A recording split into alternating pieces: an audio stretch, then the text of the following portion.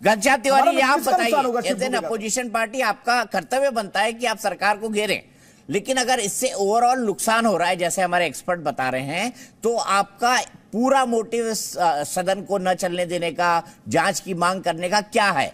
ठीक है, आपकी 3 मांगे तो हैं, पर क्या आपको लगता है कि अडानी के बहाने सरकार पर या नरेंद्र मोदी जी पर आप भ्रष्टाचार का आरोप चस्पा कर पाएंगे?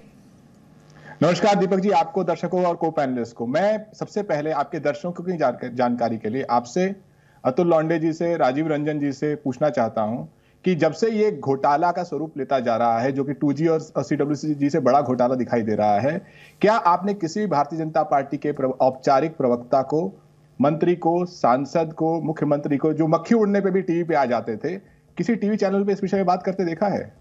प्रधानमंत्री जी ने कहा सब सच छुपता नहीं है, तो सच भाग गया। मतलब जो लोग अडानी जी के पीछे खड़े हैं वो भाग रहे हैं। मतलब अडानी जी भागे तो समझ में आता है, ये भारतीय जनता पार्टी के प्रवक्ता क्यों भाग रहे हैं? क्या आपके चैनल ने औपचारिक रूप से भारतीय जनता पार्टी के प्रवक्ता को नहीं बुलाया था? मैं ये सिलसिला देख रहा हूं, आपके दर्शकों को बता रहा हूं कि टीवी चैनलों पर सिर्फ फाइनेंस एक्सपर्ट आ रहे हैं, जो व्यक्तिगत रूप में हर फाइनेंस एक्सपर्ट मानता है कि ये घोटाला है। ठीक है, मैं घनश्याम जी यहाँ साफ कर दूं, हम सभी पॉलिटिकल पार्टी को बुलाते हैं, लेकिन भारतीय जनता पार्टी का यह तर्क है कि ये बाजार का मामला है, सरकार जो है बाजार को रेगुलेट नहीं करती है, भाव बाजार तय करता है, उसके हिसाब से चीजें चलती है, किसी को घबराने की जरूरत नहीं है, रेगुलेटर इसकी जांच कर रहा है। मैं आऊंगा इस पर, मेरे साथ डॉक्टर विवेक बिंद्रा जी जुड़ गए। मुझे बात पूरी करने दीजिए। मैं आपके दर्शकों को बताना चाहता हूं कि भारतीय जनता पार्टी के सारे प्रवक्ता, सांसद, मंत्री टीवी चैनलों की बहस से फरार हैं, क्योंकि ये मित्रकाल की सरकार है।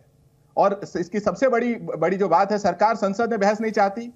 टीवी के मंचों पे उनके सांसद, मंत्री जो मक्खी उड़ने पे टीवी पे आ जाते थे, कौन सी पिक्चर चल रही है, उसमें कौन सा गाना चल रहा है, उसमें कौन सा रंग है, उस पे टीवी पे आ जाते थे।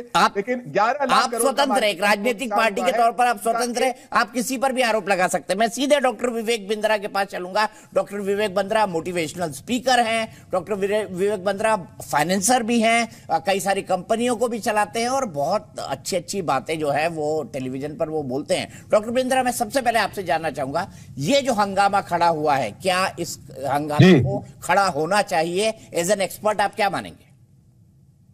जी धन्यवाद धन्यवाद धन्यवाद। मैं थोड़ा पॉलिटिकल बात नहीं करूंगा, बिजनेस की बात करूंगा। अभी जो जेंटलमैन मेरे से पहले थे बड़ी पॉलिटिकल बात कर रहे थे, इसमें दो पॉलिटिकल पार्टी के तो पॉलिटिकल ही बात करेंगे, आप बोलिए जो आपको बोलना है। मैं 2 हिस्से हैं इसके अंदर। पहले जो हिंडनबर्ग है वो एज एन ऑर्गेनाइजेशन में उसको क्रेडिबल बिल्कुल नहीं मानता। अमेरिका में उसके ऊपर काफी सवाल उठाए जा चुके हैं, सबको पता है बात है। शॉर्ट सेलर है, रिपोर्ट रिलीज करने से पहले ही अपनी पोजीशन बना लेते हैं, पैसा कमाते हैं, पैसा कमाने का उनको फायदा मिल रहा है। जब आदमी का मोटिवेशन क्लियर होता है तो समझ में आता है कि वो उसके लिए कई बार कुछ काम सही भी करता है, गलत भी करता है।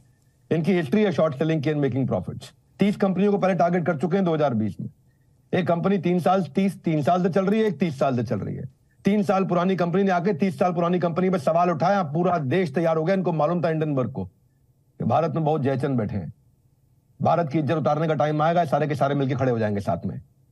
मालूम था हिंडनबर्ग को पहले से ही। 30 कंपनियां पहले कर चुके हैं, 15% से ज्यादा उस समय फायदे लेते हैं। दूसरी चीज, हाँ कुछ कमियां है, स्टॉक मैनिपुलेशन हो सकता है, हो ओवर वैल्यूएशन ये पक्का थी, प्राइस टू अर्निंग ज्यादा था। अरे आपको क्या, हमको क्या, सबको पता है, पूरे देश को पता है कि ये कंपनी ओवर वैल्यूड थी। पर जिस प्रकार से इसको घोटाला बताया जा रहा है, ये बेवकूफ मूर्ख लोग बोल रहे हैं, ये घोटाला नहीं है। अरे भाई प्राइस ओवर वैल्यू था, पीई ज्यादा है, पीई 15, 20, 25, 30 होना चाहिए, इसका पीई भी 250, 300 जा रहा है। क्यों इज्जत मिल रही है उसको? हो सकता है इन्होंने उसकी मार्केट मेकिंग करी हो, इन्होंने डिमांड को अप किया। शेल कंपनी की बातचीत हुई, अब शेल कंपनी की बातचीत हो रही है, इलीगल ट्रांजैक्शन की बातचीत हो रही है। अभी प्रूव हो गया क्या? किसने प्रूव किया? एक रिपोर्ट आई है और यहां जयचंद सारे के सारे तैयार हो गए। अरे पूरा देश बिक गया, देश बर्बाद हो गया, देश भर। अकल तो है नहीं इनको, ये क्या कैपिटलिस्ट लोगों के खिलाफ है? ये थोड़ा पहले बिजनेस सीखे। मैं मान सकता हूं उनके ऑडिटर छोटे थे इसलिए पकड़े गए। ये जो हिंडनबर्ग है, ये गिद्ध, चील, लोमड़ी और भेड़ियों से भी ज्यादा गिरे हुए हैं। ये पहले असुरों से भी गंदे हैं। ये रावण ने भी मां सीता को हाथ नहीं लगाया था पहले। देखिए ये का हिस्सा नहीं हो सकता। अगर कोई ध्यान से 2 मिनट बोलूंगा, इसके बाद नहीं बोलूंगा मैं। घनश्याम तिवारी जी 2 मिनट सुनिएगा। मैं आपको पूरा वक्त दूंगा, राजीव जी मैं आपको पूरा वक्त दूंगा। और घनश्याम जी थोड़ी देर रुक जाइए, विवेक जी को अपनी बात तो कह लेने दीजिए, उसके बाद मैं राजीव रंजन जी के पास भी आऊंगा, आपके पास भी आऊंगा। अभी सुनो पहले आप बात को। और आप जैसे स्काइप पे बोलेंगे ना तो आपकी आवाज कटने लगती है। मैं दोनों को बोल रहा हूं, राजीव भाई को भी बोल रहा हूं और तिवारी भाई को भी बोल रहा हूं कि आप जैसे ही चिल्लाने लगते हैं आपकी आवाज कटने लगती है, आवाज नहीं जाती। विवेक बिंद्रा जी कंक्लूड कीजिए, फिर मैं आगे चलूंगा। दीपक चौरसिया जी, अभी $1.1 बिलियन का इन्होंने प्रीपेड लोन जो प्लेज शेयर्स थे अभी निकाले, Adani port, Adani energy, Adani transmission के, जो 2024 सितंबर में निकालने थे, आज निकाल दिए। आपको समझा देता हूं, इनका रिकरिंग रेवेन्यू का बिजनेस है, बिजनेस चल रहे हैं, ये कागज ऊपर नीचे हुआ है बस। पोर्ट में रिकरिंग रेवेन्यू, पावर में रिकरिंग रेवेन्यू, एयरपोर्ट में रिकरिंग रेवेन्यू, सीमेंट में रिकरिंग रेवेन्यू, माइनिंग में रिकरिंग रेवेन्यू, 5 लाख करोड़ से ऊपर का एसेट वैल्यू है। अरे सब कुछ तो है, ऐसे का ऐसा ही है, थोड़ा एक रिपोर्ट आई, कागज ऊपर नीचे हुआ है। $23 बिलियन का फाइनेंशियल ईयर 2020 में ग्रुप का टर्नओवर था। आपको बता देता हूं 75% का ग्रोथ आया अडानी एंटरप्राइज के रेवेन्यू में, बोल रहा हूं, वैल्यूएशन में नहीं बोल रहा। ये सवाल वैल्यूएशन पे उठा है, मैं रियल बिजनेस की बात कर रहा हूं। पहले थोड़ी जानकारी लीजिए, बहुत जरूरी है भाई लोग। जो राजनीतिक आपकी जो है मजबूरी होगी, लेकिन जानकारी बहुत जरूरी है। आपकी मजबूरी के ऊपर जरा जो जरूरी है वो दे दूं आपको। They are on track to double their profit in 2023। Adani enterprise के लिए बता रहा हूं। LIC का एक्सपोजर 1% से कम है इनके। स्टेट बैंक ऑफ इंडिया ने आके बता दिया, FM ने आके बता दिया, LIC ने आकर के बता दिया। इनको पता था पहले हिंडनबर्ग को कि जयचंद को हम लोग हवा देंगे, यहां जैसे भुट्टा सेकते हुए थोड़ा कोयले को हवा दिया जाता है।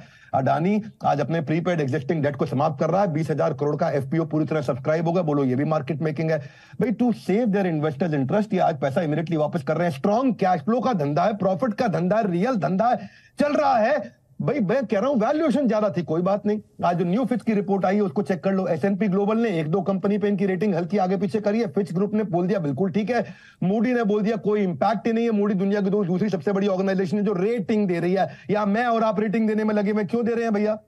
जब ग्लोबल एजेंसी रेटिंग दे रही है, कह रही कोई दिक्कत नहीं है, कोई चेंज नहीं कर रहे हैं। आपको समझा देता हूं 2 बातें, अब दीपक चौरसिया जी पकड़ लीजिएगा। पहले, अर्निंग अगर इंडस्ट्री स्टैंडर्ड से बेटर है, ये मूडी ने बोला है। इनका कर्जा इंडस्ट्री स्टैंडर्ड से नीचे है, ये मूडीज ने बोला है, मैं नहीं बोल रहा। हाँ, SBI LIC बोल चुके टोटल कर्जा इनका 1,60,000 करोड़ का है, जिसमें इंडिया से केवल 60,000 करोड़ है, 1,10,000 करोड़ बाहर से है। इंडियन बैंक कौन से डूब रहे हैं भैया? कोई नहीं डूब रहे। जब तक तुमको जानकारी नहीं है भैया, जो जरूरी और मजबूरी का अंतर समझ लो। 50% इन्होंने डाउन कर दिया है। किसके? SBI के सैंक्शन लोन को। SBI ने बोला कर्जा ले लो, उन्होंने लिया नहीं, उन्होंने विदेश से लिया। SBI कहां से डूब जाएगा? जितनी लैंडिंग अडानी ग्रुप की सारी सेफ है फाइनेंशियल पैरामीटर्स के हिसाब से, RBI के फ्रेमवर्क पे। RBI ने अभी स्टेटमेंट दे दिया है। होम लोन जब लेते हो ना आप, देखो भाई बहुत पैसा कमाते हैं चौरसिया जी, आप बहुत पॉपुलर हो चुके हैं देश दुनिया में। चौरसिया जी अच्छी तनख्वाह आपको देते होंगे जी ग्रुप वाले, जब आप कर्जा लोगे। एक बात समझ लीजिएगा, 1.5 करोड़ का मकान लेना है तो आपको 1.1 करोड़ यानी 1 करोड़ 10 लाख का कर्जा मिल सकता है 1.5 करोड़ के आपके अपने मकान पे। अडानी उससे काफी नीचे चल रहा है। सब कुछ तो सेफ है, अरे धंधा सेफ है, कागज की वैल्यूएशन ऊपर नीचे हुई है। और क्या हुआ है? कैश फ्लो चल रहे हैं। 4 रुपए के अडानी के एसेट पे 3 रुपए का लोन है, इसका मतलब पूरी तरह सेफ है। ये रेशियोज को आज बहुत अच्छी रेशियो जो चल रही है इस समय, इनको पहले समझना ये वेस्ट का एजेंडा है। बंदूक बेशक अडानी के कंधे पर साधी है, लेकिन ग्रोथ का असली निशाना बढ़ते बदलते देश की बुनियाद को कमजोर बनाने का प्रयास कर रहे हैं। आज ऑस्ट्रेलिया में अडानी ग्रुप जा चुका है। अडानी ने इस समय चाइना को बहुत बुरी तरीके से उसमें छेद किया। कैसे? मैं सीधे इकोनॉमिक जोन, MOU। आप मेरी बात सुन लीजिए। फर्स्ट, पहले मोदी को टारगेट किया गया, अडानी को टारगेट किया जा रहा है, देश के बिजनेसमैन को टारगेट किया जा रहा है। हजम नहीं हो रहा, लोगों को साबोटाज हो रहा है, वैल्यूएशन ज्यादा है, धंधा खराब नहीं है। धन्यवाद। ठीक है।